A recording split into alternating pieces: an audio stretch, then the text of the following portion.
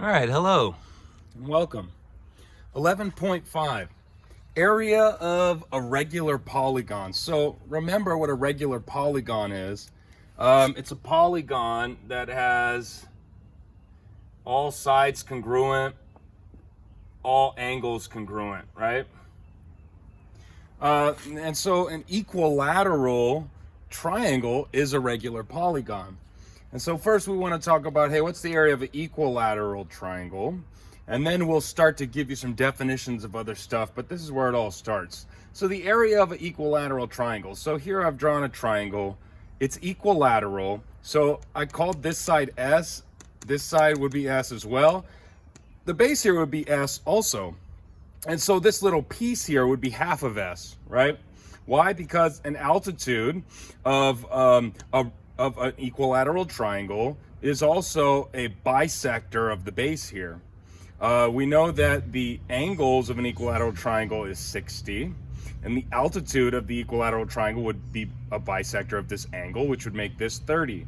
And so here I have a 30, 60, 90 triangle.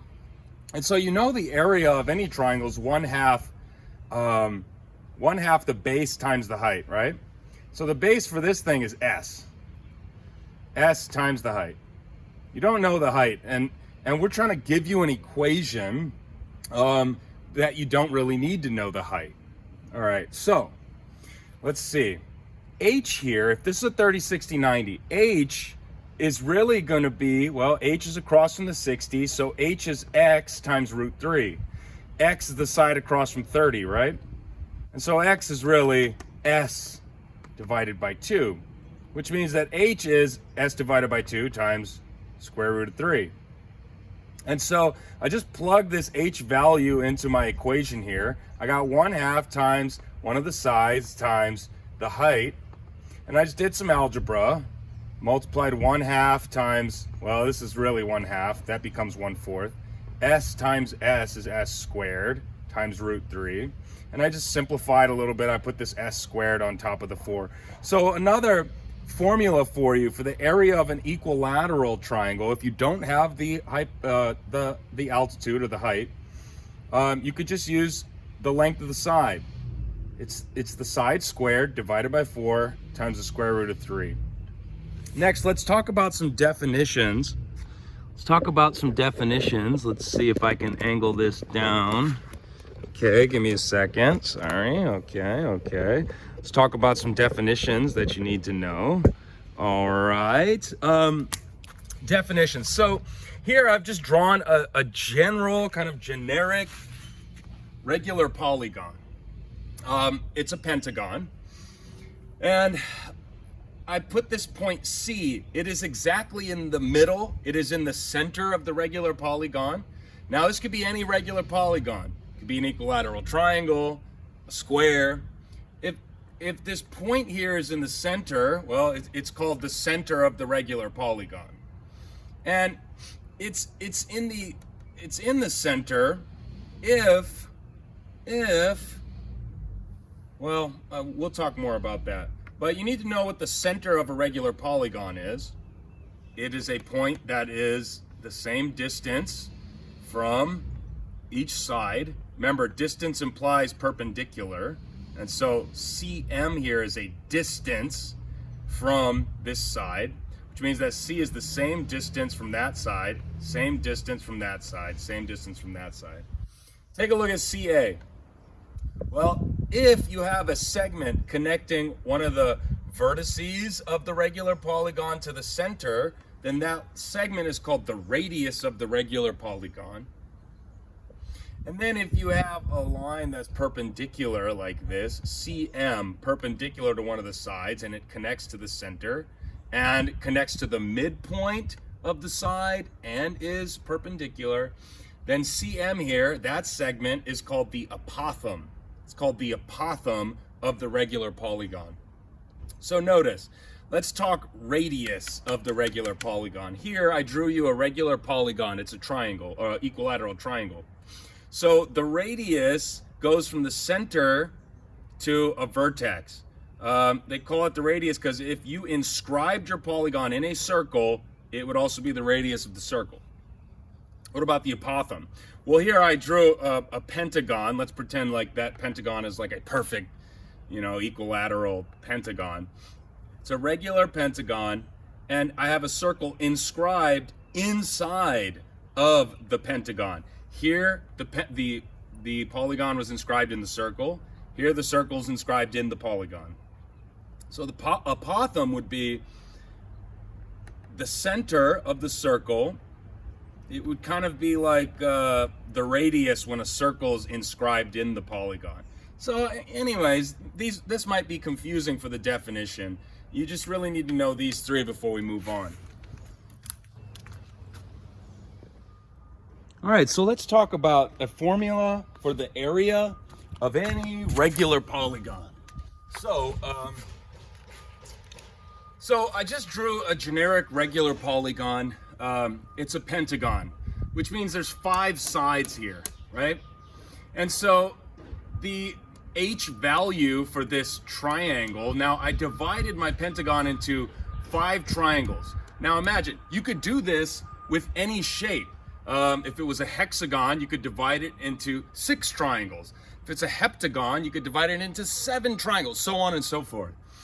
And so I want to talk about the area in relation to one of the triangles that I formed with the center here, the center of the regular polygon. And so notice, this H value, H is the apothem, right? Okay. And so S, one of the sides of the polygon, well, S is just a side of the polygon. And so let's talk about the area of the total here. Area of the total is just the sum of the areas of these 5 triangles. So I called one of them A1. Basically, the total is A1 plus A2 plus blah, blah, blah, blah, blah, all the way up to A sub 5, right? The sum of the area of all those triangles. Well, since all these triangles are congruent, since it's a regular polygon, that means that the area is just 5 times just one of these values. So I just said 5 times A1, because I'm trying to focus on this triangle. And so the area of this triangle is just 1/2 the base times height, right? And so the base is S, the height is H. Okay, and so I just did some rearranging here. I put 5 times S here. Notice 5 times S is just the perimeter of this whole thing, right?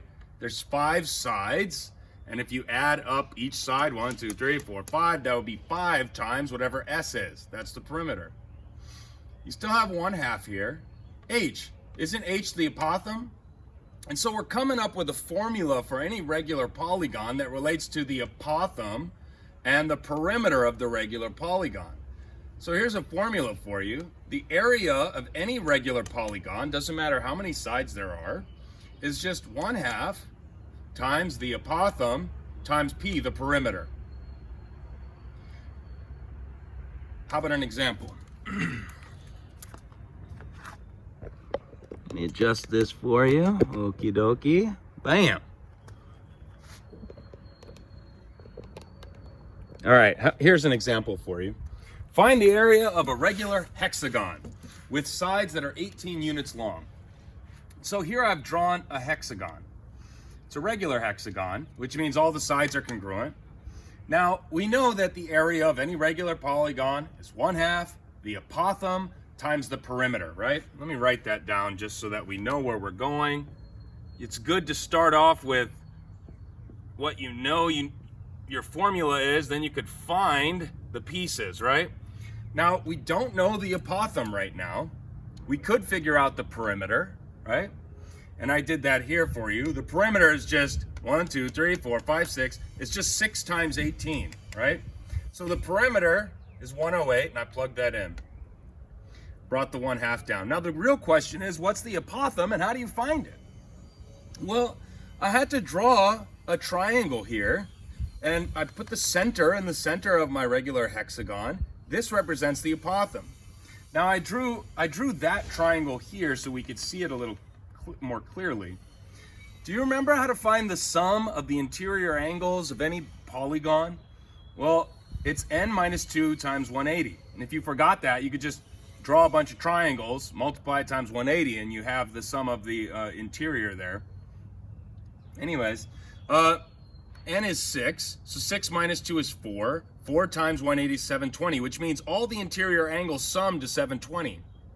But if we just focus on one of the interior angles, I could divide 720 by 6 because this is a hexagon. And one of the interior angles would be 120 degrees. So here, let me just write 120 degrees here just so you can see what's going on.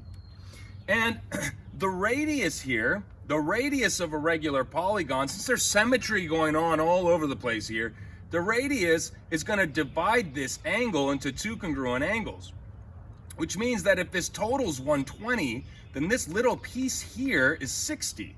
And so I have my triangle, I put it here. This is 60. The apothem, well, that's perpendicular, isn't it?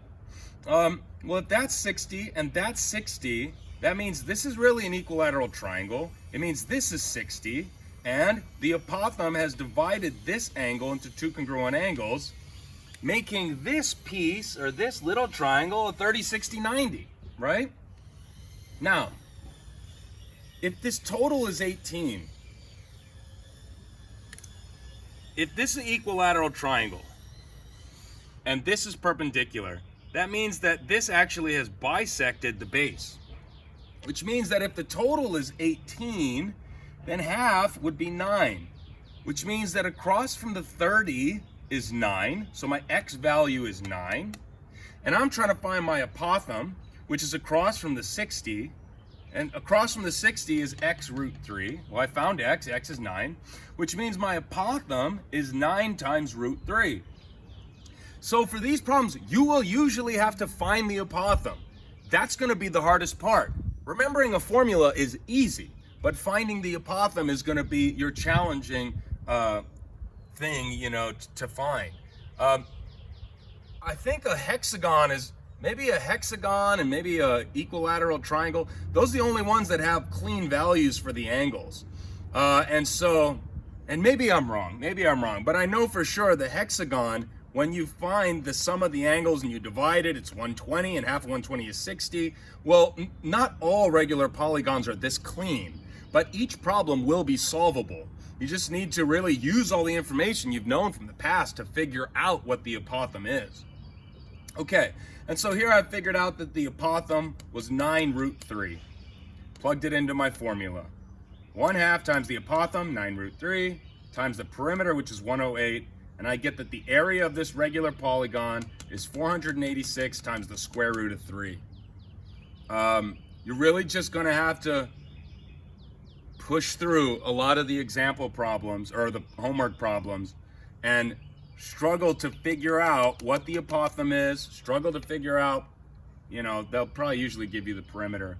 But every regular polygon is different. Even though the formula works the same for every regular polygon, the apothem will not always be the same. Okay? Hey, so you've got your homework for this set. Tomorrow, we are going to have a quiz tomorrow. So this quiz tomorrow, which is Wednesday, will cover pretty much everything we've learned so far, 11.1 through 11.5? So make sure you're ready to take this quiz tomorrow. You'll have a limited amount of time. You will not have until midnight. You'll probably have until noon to finish it, okay? This is going to be the first really big grade of the quarter, so make sure you're ready to go on this. Ask me any questions if you have any, and I'll post the assignment to, the assignment thread. Thank you.